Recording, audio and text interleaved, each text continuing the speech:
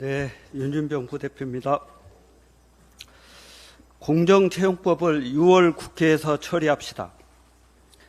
공정은 기득권의 독점과 권력 부패 등을 예방하기 위한 중요한 기제입니다.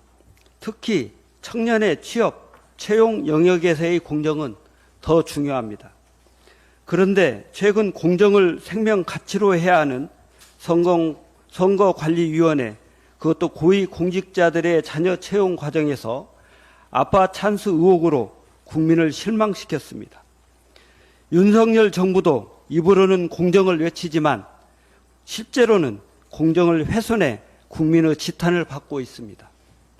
윤석열 본인의 가족과 관련된 혐의들은 조국 사태나 이재명 사건과 달리 수사 자체를 하지 않거나 잇따라 무죄 선고 및 무혐의 처분으로 이어지는 등 집권 초반부터 윤석열표 공정에 대한 의문이 심각하게 제기되고 있는 상황입니다.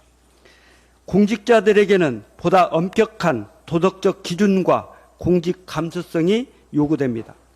노블레스 오브리주의 도덕적 기준과 의무를 실천해야 합니다. 윤석열 정부는 오얏나무 밑에서 각근을 고쳐매지 말라는 속담을 깊이 새기며 불필요한 오해를 받지 않도록 공직 감수성을 구비하고 실천해야 합니다. 선거관리위원회는 간부들 자녀의 특혜 채용 의혹과 관련해 국민의 눈높이에 맞게 국민이 그 정도면 되었다고 할 때까지 황골탈퇴의 개혁을 해야 합니다. 차제, 채용 비리를 근절하기 위해서 가해자는 마땅한 처벌을, 피해자는 구제를 받도록 채용 비리 관련법을 정비해야 합니다. 여당에 제안합니다.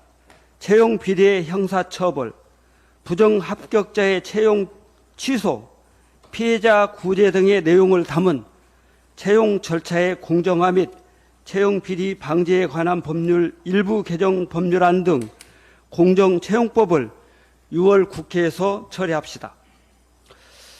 18,100베크렐의 방사성 세슘은 후쿠시마 원전 오염수 위험의 또 다른 증표입니다. 후쿠시마 제1원전의 항만대에서 지난 5월에 포획한 우럭으로부터 식품위생법이 정하는 기준치 1kg당 100베크렐의 180배가 되는 18,000베크렐의 방사성 세슘을 검출했다고 도쿄전력이 지난 5일 발표했습니다. 국민의 우려가 커지고 있습니다. 방사성 세슘은 원전에서 나오는 인공방사성 물질입니다. 일반적으로 세슘 자체가 잘 검출되지 않고 원전 주변이라도 가끔 수산물에서 한 자릿수에 수베크렐 정도 검출됩니다. 기준치를 100으로 해도 그만큼 검출되는 경우는 거의 없습니다. 18,000이라는 의미는 후쿠시마 바다 어딘가에 고농도로 오염된 곳이 있을 거라고 추정하게 합니다. 넓은 바다에 방사성 물질이 잘 희석되어 퍼질 거라고 주장하는데 그러지 않다는 실증입니다. 얼마 전 1,400베크렐 우럭이 잡혔을 때 도쿄전력은 후쿠시마 원전 사고가 났을 때부터 축적되어 그런 거다라고 답했습니다. 한 전문가가 우럭 나이가 그렇게 많다는 말인가 하고 반문했습니다. 방사성 세슘은 감바섬을 내품어서 외부 피복이건 내부 피복이건 세포와 유전자 손상이 큽니다.